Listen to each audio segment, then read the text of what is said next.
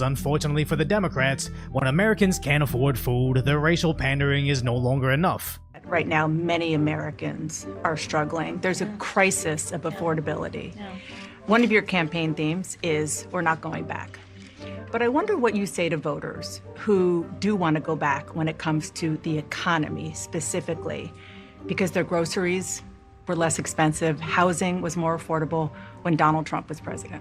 When we came in, our highest priority was to do what we could to rescue America. And today, we know that we have inflation at under 3%. A lot of our policies have led to the reality that America recovered faster than any wealthy nation around the world. But you are right. Prices, in particular for groceries, are still too high. The American people know it, I know it.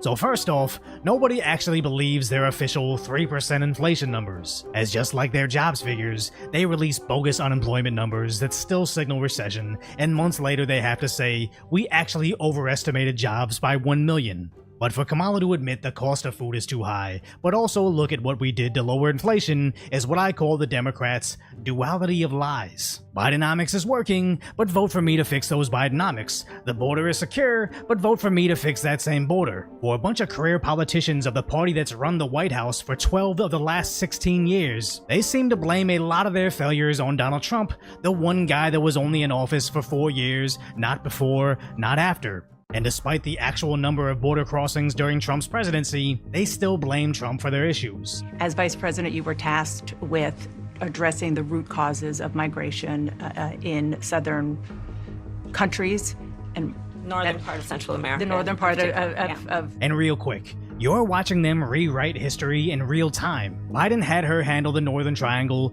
but also Mexico. I've asked her, the VP, today, because she's the most qualified person to do it, to lead our efforts with Mexico and the Northern Triangle.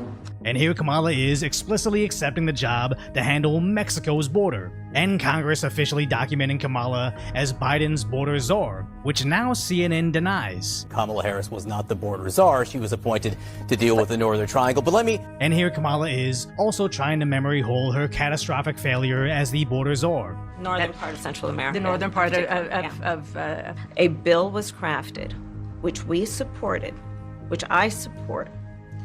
And Donald Trump got word of this bill that would have contributed to securing our border, and because he believes that it would not have helped him politically, he told his folks in Congress, don't put it forward. He killed the bill.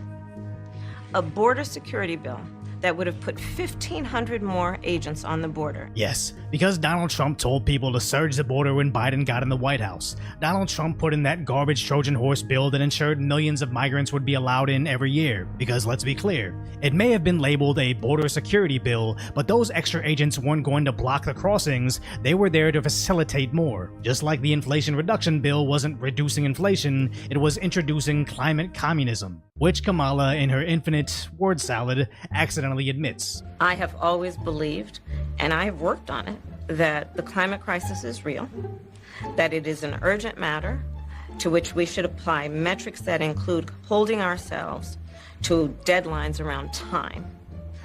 We did that with the Inflation Reduction Act. And I believe she sees this as a victory. We couldn't pass the Green New Deal because the voters didn't want it, so we just disguised it as something they did want and did it anyways. So the same way Kamala wants wide open borders that American voters don't want, they disguised it as a border security bill, and when that failed, it's not because the garbage they put in the bill, they blamed it on the boogeyman that is Trump. As Kamala openly admits, she sees no problem with lying to the American people. You insisted that President Biden is extraordinarily strong. Given where we are now, do you have any regrets about what you told the American people?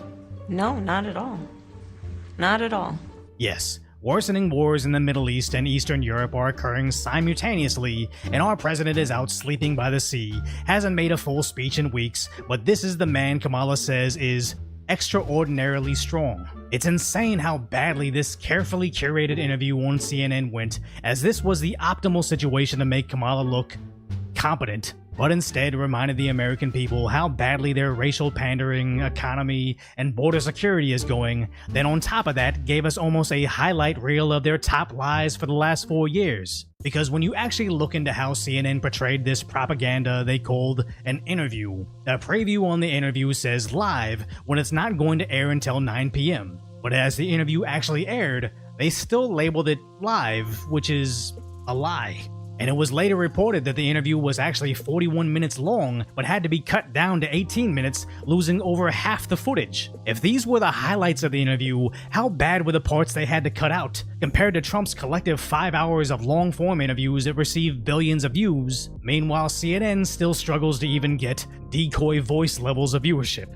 And what's even worse is that 18 minutes wasn't just a series of softball questions from CNN that she likely knew beforehand, it was also featuring her VP pick, Tim Walz, who has basically become a caricature of a stupid sitcom dad. The idea that you said that you were in war. Did you misspeak as the campaign has said? Yeah, I said we were talking about, in this case, this was after school, the ideas of carrying these weapons of war. And my wife, the English teacher, told me my grammar's not always correct. But again, if it's not this, it's an attack on my children for showing love for me, or it's an attack on my dog. That's gotta be the worst excuse for committing stolen valor I've ever heard, as he's been openly lying about his military career to propel his political career for 17 years now. And he blames poor grammar, then deflects it to his kids and dog. I've literally never heard any criticisms of him other than his stolen valor, DUI, lies about coaching, and how horribly he handled the lockdowns and riots as governor. These are all valid concerns when thinking about promoting him to the second highest level in government, and his response is, "Sometimes me use wrong word when committing misdemeanor stolen valor, so leave my kids out of it." So no wonder Democrats like RFK are leaving the party for Trump, as another Democrat presidential candidate, Tulsi Gabbard, has also joined Trump's campaign. Two former Democratic presidential candidates have endorsed Donald J. Trump to be president of the United States. Meanwhile, all the Democrats are getting is Republican staffers from Bush, McCain, and Romney to endorse Kamala. And if anything, that just makes me want to vote for Trump more, because like many Trump voters, we're not traditional conservatives. We actually despise most of what the Republican Party stands for, and if one guy's gaining the support of America First Democrats while simultaneously losing support from the establishment Republicans, this just makes me want to vote for him more, and encourage you, if you're an American citizen, to go to vote.gov to make sure you're registered to vote. Then share this video with someone that also should know what's really going on with the con that is Kamala's campaign. And if you appreciate my concise, lighthearted commentary on the tragic status that is today's reality, hopefully I've earned your subscription, then go check out the video on how the mainstream media tried to attack Trump to his face, but accidentally ended up proving him right.